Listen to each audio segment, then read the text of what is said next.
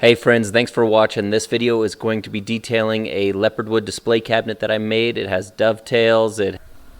This is Future Zach. There's some awesome information about finishes later. Don't miss it. Thanks for checking it out. I have a longer version of it as well if you want to check that out. It'll be up in the link over there. With any new project, you want to make sure you have a good set of plans. I have these available in the link below in my description. I put them in SketchUp and then have them as PDF as well if you're curious. And I realized pretty quick when I started this project that I am actually allergic to leopard wood. It's super itchy. I wore gloves throughout most of it, just not here because I'm not very smart. There they are. Alright, so these gloves are actually Firm Grip brand. I'm not getting paid to say this, but they are awesome. They're cut resistant and you still can use a phone with them.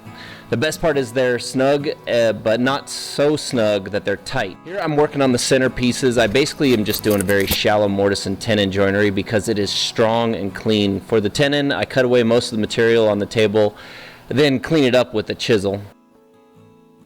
This is the center vertical piece. I don't know what to call this type of joinery. I just cut out a groove in the center and then cut out a slot for the horizontal piece to slide on.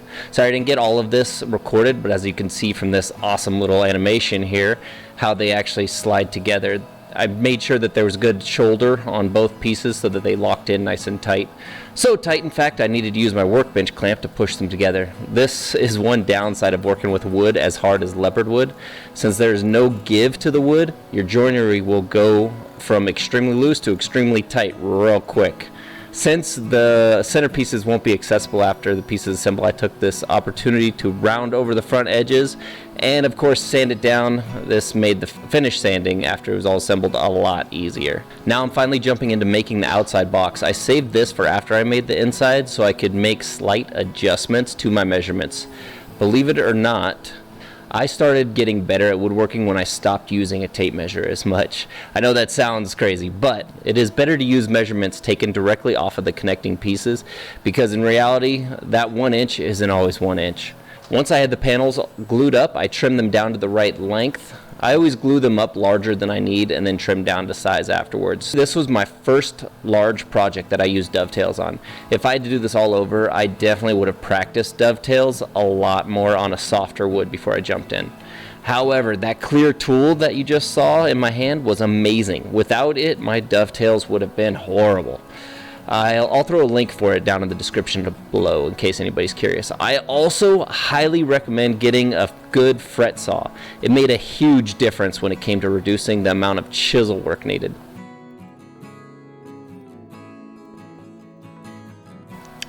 Alright, moment of truth, getting it all together. Although I did a lot of test fits of each corner as I went, you never know how it will assemble. Once I knew it went together nicely though, I started cutting out the mortises for the inside pieces to fit together.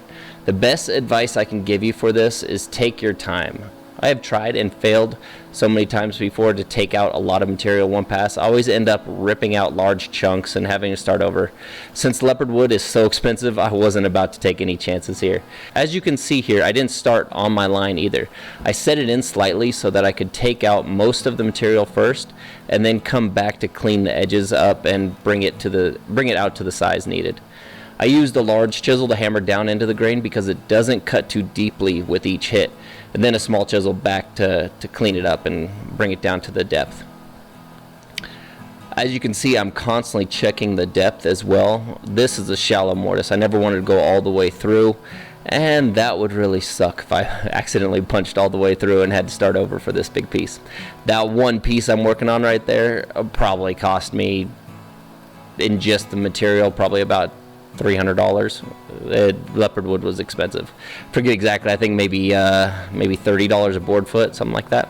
So adds up real quick. Once I got the center pieces to fit together nicely, I glued them all up. Sorry I didn't get footage of this. Just know I used a ton of clamps. Now right here you'll see I used a few small nails that I hammered into the face of the cabinet to help hold the frame in the right position when clamping and gluing. This actually helped out a ton. I wasn't real sure when I first started, but basically hammered it in there, then I clipped it off to give it a sharp edge to bang it in. Then I rounded it all off because it was a lot easier to do this before I attached it. Now, I wasn't sure if those glass doors were actually going to slide in after the frame was on, so we put them in before the glue up. Luckily, after the frame was on, we realized there was just barely enough room to wiggle them out because of the arch I had cut in there with the bandsaw. As you can see here, you can never have too many clamps. Once that was all dried up, I rounded over the edges, and I got started on the finish. So I hadn't decided right away what finish would look best on this cabinet, so I did a few tests. First off, I had tung oil. This is one of my go-to finishes because I think it has a nice warm look on lighter woods, and it's easy but pretty durable. This one is just a basic polyurethane finish. I believe it was Minwax brand. I use that brand a lot. I don't know, it's affordable. It's at Home Depot, I think, and it's pretty good. If you aren't familiar with polyurethane, I highly suggest you do plenty of research on how to apply it before just jumping right in. It can be tricky. This was a water-based polyacrylic. I was actually really impressed by this one. I had low expectations for it because I am skeptical of all water-based finishes. A lot of people rave about them because they clean up really easy, but I'm more concerned with the finish than the actual cleanup. I want it to be durable. However, this one went on really easy, and it looked really good when it was dry. Just a heads up though, it looks milky when you're putting it on, so don't get too nervous when you first start brushing it on. This next one, Halcyon, I think is how you say it, Halcyon, is another water-based product by Total Boat. It was comparable to the Minwax polyacrylic. I was still very impressed with this finish as well. Once again, it's milky going on, real easy to clean up, sure, but it looks real good, and it seemed real durable too. I didn't get footage of it, but I definitely hit all of these with a hammer just to try it out and see how it held up. Now this next one is Gleam by Total Boat once again. This one is the one I actually decided to go with. It is a varnish. Since it is a varnish, it applies fantastic. It goes on nice and thick. It looks great. It's very durable. Varnish has a nice warm look to it. I think it brought out the look of the grain the best as well. I don't know why. Maybe it soaked in the right amount, but the grain really seems to pop with this one. Now the customer wanted a satin finish, so I ended up putting on 3 different products for this finish. I'll get to that in just a second though. Lastly, this is teak oil. I have never used it before, so I thought I would try it. It was okay for an oil finish, but if I was to choose between oils, I would stick to tung oil. Now here's the product I started with for the finish. It is a wood sealer and varnish primer. It's by Total Boat. I got a link for it down below. If you ever stained or clear coated wood and seen inconsistency, is probably because you didn't use a sealer. This does a great job soaking into the wood so that when you put on the actual finish, you have a consistent base. You don't have to worry about parts of the wood soaking in more finish than other parts, which can lead to just dull looking areas than shiny areas and just doesn't look right. So this actually gives you that nice consistent base. A lot of times also the natural wood oils can seep out, messing with the finish as well. The sealer helps with that a lot. After the sealer, I gave it a light sanding to take down any high points. Then I put on a coat of gloss varnish. Yes, I know the customer wanted a satin finish.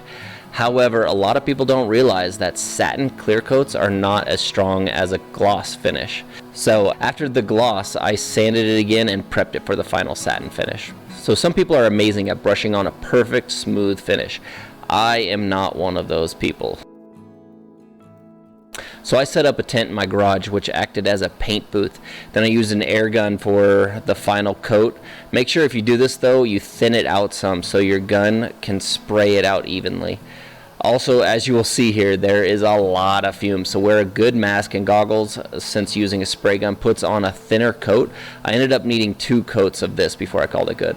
So overall, I had 1 coat sealer, 2 coats brushed on gloss, and then 2 light coats of sprayed on satin varnish. Thanks for watching. Don't forget to subscribe and like the video.